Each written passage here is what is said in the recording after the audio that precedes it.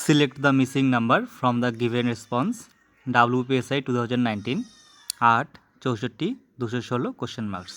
এখানে কীভাবে দেখো, অপশন 516 729 1343। কোশ্চেন বাংলাতেও দেওয়া থাকে, দেখে নাও।